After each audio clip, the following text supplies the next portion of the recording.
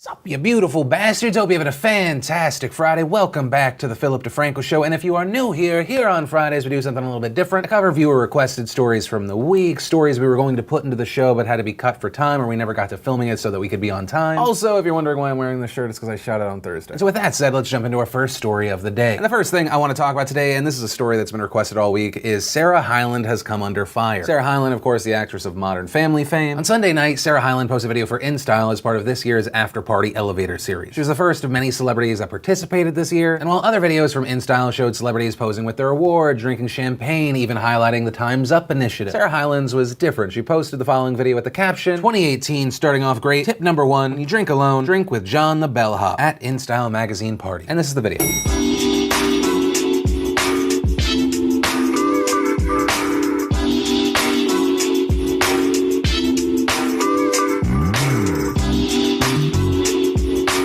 So in the video, we see Hyland drinking champagne, she's acting tipsy, she tries to leave the elevator, stumbles backwards into John the Bellhop's arm. And almost instantly, the criticism and hate was getting thrown her way. People saying it was inappropriate given the recent focus on sexual harassment. People saying that it was in poor taste because on Sunday, so many people at the Golden Globes were standing up for women being taken advantage of. To read a few. Really, in this climate, you show a young girl drunk and falling into the arms of an older man as doors close to give her no escape? Tone deaf much? Why is she allowing a man to touch her inappropriately? Is this not going against what the night stands for? But we also saw those rushing to her defense. One user asking, what about it was poor timing? It would have been inappropriate if she was dragged back into the elevator or doing something against her will. Clearly not the case. It was a cute video. People need to stop trying to make everything offensive. Others calling it harmless. Hyland's only response to the criticism thus far was a tweet where she wrote, hashtag John the Bellhop is a very nice old man, FYI, completely sober. And I will say personally, I land on the side of, this isn't really offensive. Like, I pride myself on trying to see where other people are coming from, putting myself in someone else's shoes and then viewing the situation. Like, I just went back to the video and it's amazing to me that this story has continued throughout this week getting new coverage. User Jenny Z 2013 writing, this is so trashy and I cannot believe you haven't taken it down yet. What in the world would make you think that you doing exactly what we are blamed for doing all the time would be funny? So many young women look up to you and this is what you find funny? You are not funny at all. If I was already angry in general, I could make myself furious about this video. Like if I really wanted to, I could get angry at Sarah Hyland for treating John the Bellhop like an object. This guy, who's definitely a real bellhop and not an actor, is being used like a prop. He's just trying to do his job. Sarah Hyland's using him like a bookshelf. She then steals his property and she would have gotten away with it too if she didn't stumble backwards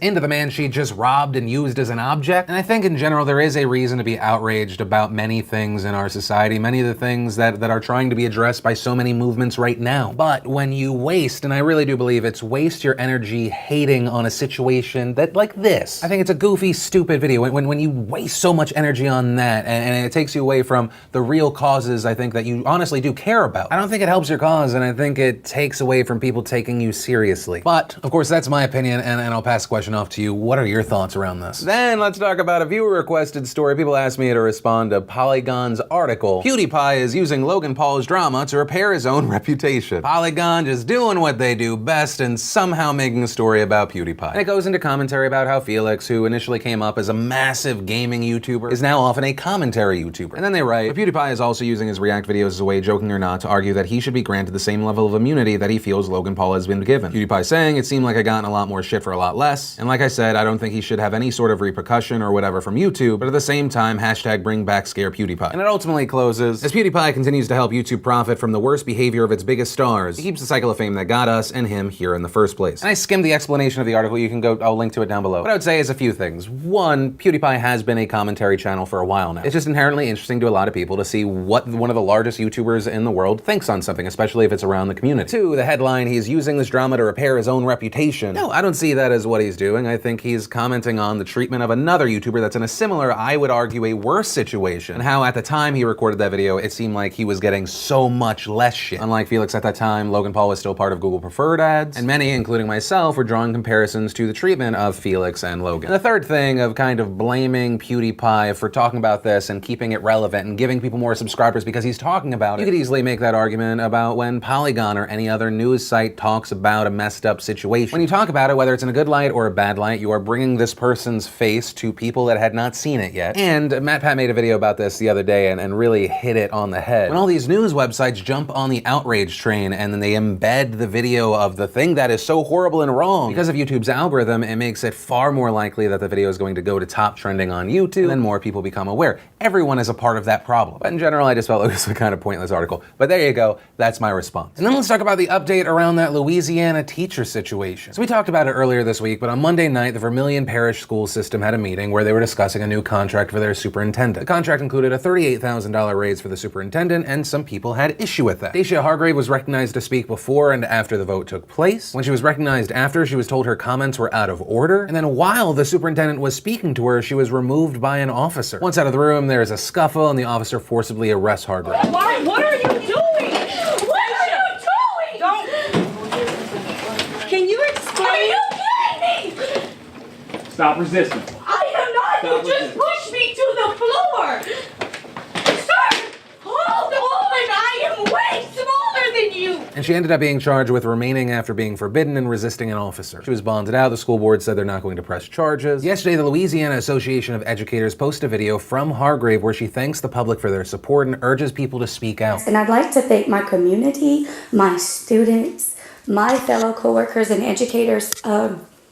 It was a huge deal that you not only messaged me, you wore black in support of me, you shared things on social media, you got vocal. And that is the most important thing. So please don't let the conversation end with me. Please go to your local school board meetings, speak out, be vocal. Hargraves also told the media that she wants an apology from the marshal and the superintendent, saying he's our leader. He's the top person in this school board, and ultimately he was speaking and he was interrupted like I was. He should have stopped that. She also explained what happened off camera. In the video, we see that she's leaving. Then the next thing we know, she's being slammed down on the ground. She said that as she walked towards the door, she turned her head and asked, "Why am I being asked to leave?" Adding, "Before I finished the question, he cuffed my left hand, grabbed my right hand down, and that's when I was on the floor and I started yelling, 'What are you doing?'" Now, as far as the note of Hargrave getting an apology, I don't know about the superintendent, I don't know about the police officer. But one person she's definitely not going to get an apology from is the board president. The board president, Anthony Fontana, did a phone interview and he had this to say about the issue. Everybody wants to side on Pet.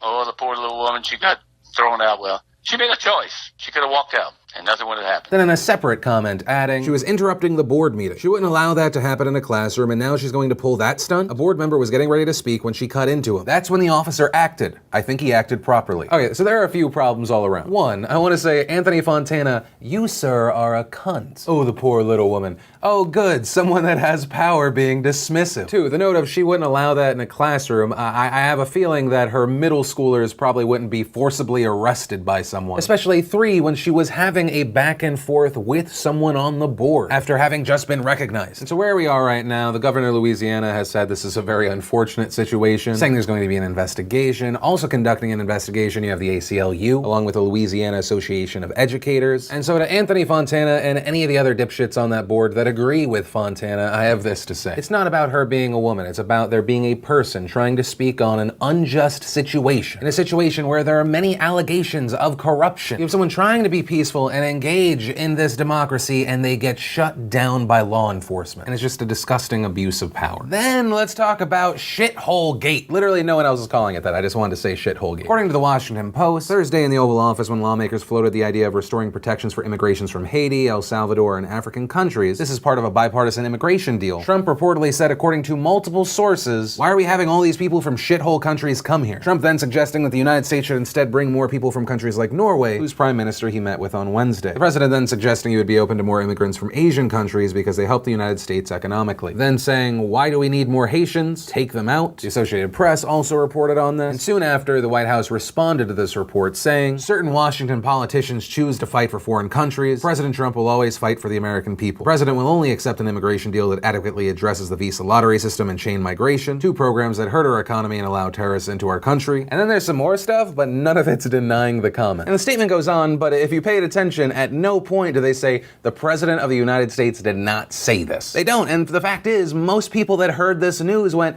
Yeah, he probably said that. And I mean both people that dislike Trump and people that love Donald Trump. The people that dislike Donald Trump saying, see, just another example, he's bigoted, some saying he's racist. The people that like Donald Trump saying, hey, he's not politically correct, and those places are shitholes. Right? You saw that argument from Fox News to the Donald. This statement resonates with a good chunk of Donald Trump's base. It doesn't really move the needle, and Donald Trump had the chance to quickly deny it. He was tweeting while this was on all the news stations, while the White House was getting press inquiries, while it was trending on Twitter, which we know he was on. But then finally this morning, Donald Trump tweeted and denied the accusation, saying the language used by me at the DACA meeting was tough, but this was not the language used. What was really tough was the outlandish proposal made, a big setback for DACA. Never said anything derogatory about Haitians other than Haiti is obviously a very poor and troubled country. Never said take them out. Made up by Dems. I have a wonderful relationship with Haitians. Probably should record future meetings. Unfortunately, no trust. So it appears that he's denying that he specifically said shithole countries. He denies saying anything derogatory about the Haitians, but if you really pay attention to that initial claim, the claim was that he said take Haiti out, and the shithole countries comment was about African nations in general. But for the most part, it appears the president's playing his greatest hits and he's claiming fake news. And in response to that claim, Senator Dick Durbin, who attended the meeting, said that Donald Trump is lying. And here's what he said this morning. As Senator Graham made his presentation, the president interrupted him several times with questions, and in the course of his comments, said things which were hate-filled, vile, and racist. To no surprise, the president started tweeting this morning denying that he used those words. It is not true.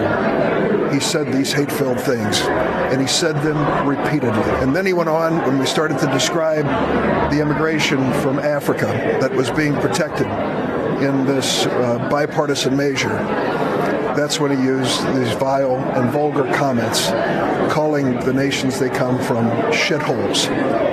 The exact word used by the president, not just once, but repeatedly. We also saw a response from Representative Mia Love, a Republican from Utah, saying the president's comments are unkind, divisive, elitist, and fly in the face of our nation's values. The president must apologize to both the American people and to the nations he wantonly maligned. And Representative Mia Love herself is a child of Haitian immigrants. We also saw a U.S. representative being summoned to explain Trump's comment to the Haitian government. We also saw Haiti's U.S. ambassador condemn the comments, saying he believed they were based on stereotypes, adding either the president has been misinformed or he is miseducated, adding Haitians fought along U.S. soldiers in the Revolutionary War and we continue to be great contributors to American society. Eba Kalando, a spokeswoman for the African Union, saying, the African Union Commission is frankly alarmed at statements by the President of the United States when referring to migrants of African countries and others in such contemptuous terms. Considering the historical reality of how many Africans arrived in the U.S. during the Atlantic slave trade, this flies in the face of all accepted behavior and practice. And that's something I want to hit on. There were some people defending the comments, saying he was commenting on the places, not the people. And to me, that seems like a really weird argument. Like if I was having a party and I was inviting people from New York and Boston, and at one point I was like, why do we have to take people in from that shithole Boston? Since it seems like it would be the people that would be coming, it is a commentary on the people as well. Especially then when you add, why can't we get more people from New York, aka Norway? Once again, since you're taking the people, it does seem like a commentary on the people, not just the place. I feel like that's something that's getting lost in a lot of the debate. People are just saying, well, the place is bad. In the context of this is a conversation about immigration and people coming to the United States, it's about the people. And for me personally, whether the president said it or not, and to me it really does appear that he said this or something very, very close to it, a lot of people are now openly calling those places shitholes. Despite Trump's now denial, you still have the Tommy Lahrens and Ann Coulters of the world going, no, yeah, if they aren't shithole countries, why don't their citizens stay there? Let's be honest, call it like it is. Ann Coulter adding, okay, yes, Trump shouldn't call them shithole countries. A little respect is in order. They are shithole nations. And there are many people of that mindset being very vocal about it. So even if the president of the United States didn't say it, a ton of Americans now are. And on that note, to the international community, I want to say Donald Trump is